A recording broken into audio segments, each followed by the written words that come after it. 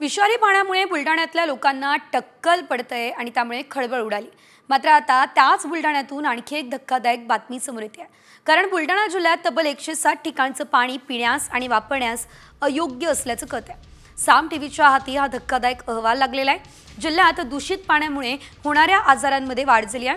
प्रशासनाने आता दवंडी पिटली आहे। पाणी पिण्यास योग्य नाही अशी दवंडी पिटायला सुरुवात केलेली आहे। जिल्हाभरातून तसेच लघु प्रयोगशाळा, उपविभागीय प्रयोगशाळा यांच्याकडे प्राथमिक आरोग्य केंद्राकडून अणुजीव तपासणीसाठी माहे डिसेंबर अंतर्गत 2102 पाणी नमुन्यांची तपासणी करण्यात आली।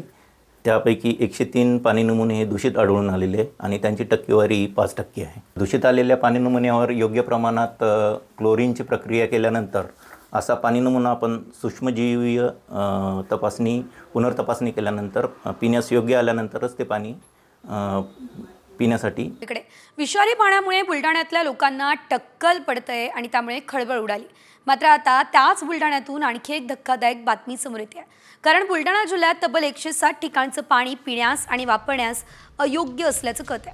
साम टीव्हीच्या हाती हा धक्कादायक अहवाल लागलेला आहे। जिल्ह्यात दूषित पाण्यामुळे होणाऱ्या आजारांमध्ये वाढ झाली आहे।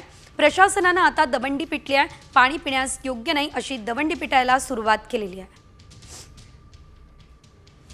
जिल्हाभरातून तसेच लघु प्रयोगशाळा, उपविभागीय प्रयोगशाळा यांच्याकडे प्राथमिक आरोग्य केंद्राकडून अणुजीव तपासणीसाठी माहे डिसेंबर अंतर्गत 2102 पाणी नमुन्यांची तपासणी करण्यात आली।